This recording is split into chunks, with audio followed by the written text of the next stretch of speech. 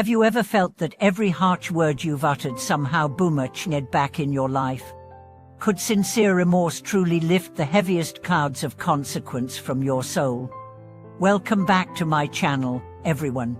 Today we delve into a living modern karma case with two key lessons at its core. Cause and effect are inexorable, and reconciliation of grievances is essential.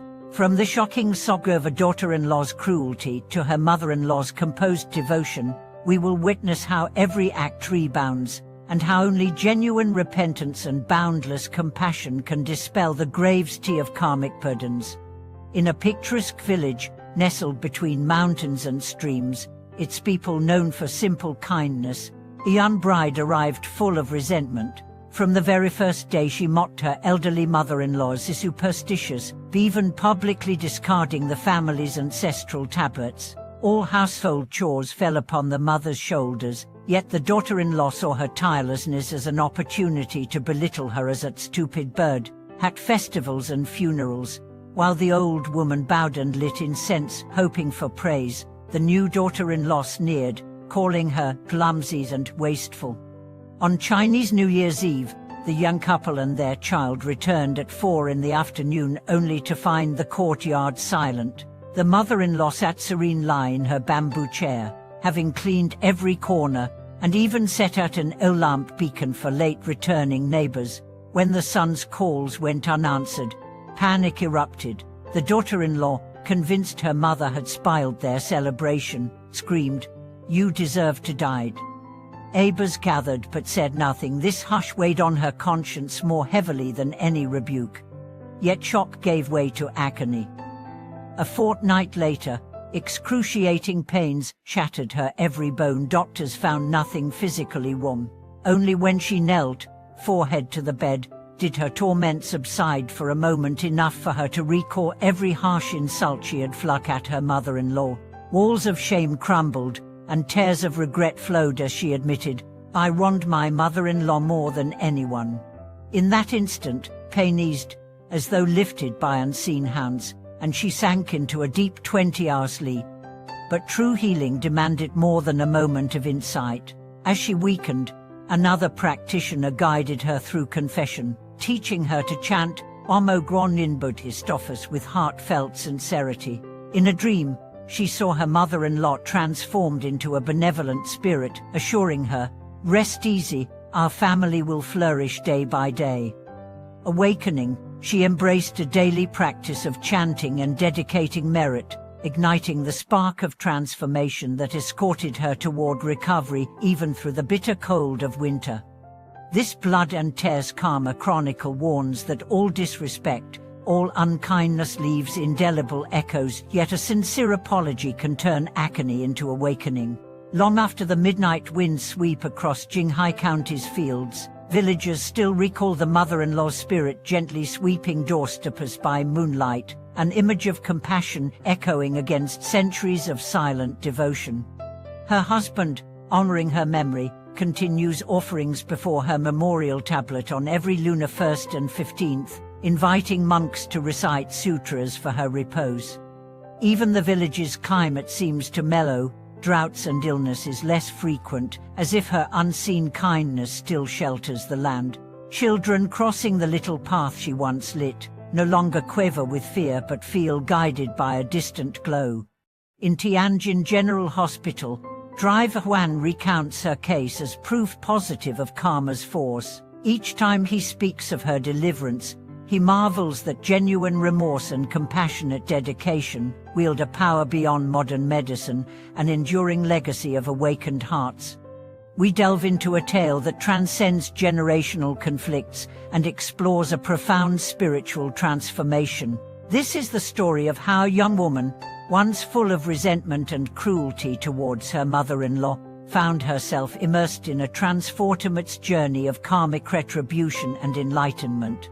The story is a testament to the power of remorse, compassion, and the undeniable force of karma. Through this remarkable account, we'll explore how every action, whether positive or negative, inevitably shapes the path of our lives, and how even the most devastating of mistakes can be turned around with sincere repentance and loving kindness. In the serene village, known for its peaceful rhythms and rich cultural heritage, a new chapter was being written in the lives of a young couple and their child.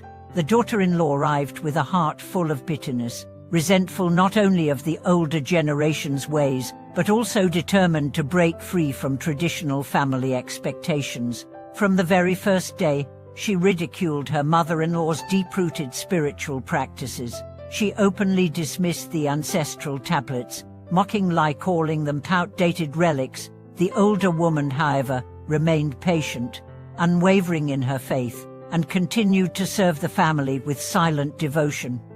The mother-in-law, despite her age, took care of every household task with a humble heart. The daughter-in-law, instead of seeing this as an act of love, belittled her for being inefficient and naive. She made no secret of her disdain, repeatedly calling her a stubborn old woman, and mocked her gentle ways of connecting with the spiritual realm. But what she failed to realize was that her harshness was not only affecting the family dynamic, but it was also creating a karmic storm that would eventually turn her world upside down. One evening, during the eve of Chinese New Year, the couple returned home late after a busy day, but there was an eerie silence in the courtyard. The mother-in-law, as always, had prepared the home for the festive occasion. Every corner was spotless, the altar set with candles, and the smell of incense filled the air. Yet, the daughter-in-law, who had grown accustomed to seeing the world through a lens of cynicism, found the sight frustrating. She believed the old woman's rituals were a waste of time, and she resented her intrusion into their celebration. When the husband called out for his mother and received no response, panic began to settle in. They rushed into the house, only to find the mother-in-law calmly seated in her chair. Almost as though she were in a deep trance, her gaze fixed on an invisible point in the distance. Her quiet presence only served to amplify the tension in the air. The daughter-in-law, unable to contain her growing frustration, screamed, "You are nothing but a burden to this family. Why are you always in the way?" Her words hung in the air like daggers, and the silence that followed felt suffocating. What the daughter-in-law didn't know was that those words, those spiteful words, were the beginning of an irreversible chain of events. The next few weeks were filled with an unexplainable illness that slowly but steadily drained her energy. The doctors couldn't find anything wrong with her, and yet, the pain she felt in her body was more than physical. It was a deep, unrelenting ache that seemed to stem from her very soul. Her mind was clouded with confusion, and she found herself unable to think clearly, as if something was blocking her from reaching any kind of peace. It wasn't until she hit rock bottom, feeling utterly lost and helpless, that she remembered the old woman's words, gentle words spoken in kindness that had once seemed so relevant. "Your actions speak louder than your words, child. It is not too late to change, for even the darkest of storms can give way to sunlight." Desperate for a solution, she turned to a spiritual guide who taught her the practice of sincere repentance. The guide explained that in order to heal her physical and emotional suffering, she had to face the truth of her actions and come to terms with the pain she had caused. She was instructed to chant the mantra, Omo Guanyin Bodhisattva, every day with true devotion, not just as a ritual, but as a heartfelt prayer to seek forgiveness and guidance. As she began this practice, she felt a subtle shift within herself. She noticed that her thoughts, once full of bitterness and resentment, started to clear, and a sense of peace gradually began to take root in her heart. One night, as she fell into a deep sleep, she experienced a vivid dream. In this dream, her mother-in-law appeared before her not as an elderly woman, but as a radiant and serene figure, surrounded by a warm, golden light. With a gentle smile, she spoke, "It is time to let go of your pain. You have been given a chance to change, and I will help you." The next morning, she woke up feeling as though a heavy weight had been lifted from her chest. Her illness had faded, and she no longer felt the same sense of despair that had once consumed her. She knew that she had been given a gift, a chance to heal not only her body but also her spirit. From that moment on, she made it her mission to practice kindness and compassion, not just toward her mother-in-law, but to everyone she encountered. But the journey didn't end there. As she continued to cultivate these qualities, the relationship between her and her mother-in-law began to change. No longer was there a sense of antagonism, but instead, a growing bond based on mutual respect and understanding. The mother-in-law, seeing the transformation in her daughter-in-law, offered her guidance with open arms, teaching her the deeper meanings of the family's spiritual practices and rituals. In turn, the daughter-in-law began to see the beauty in these traditions and, over time, came to embrace them with her whole heart.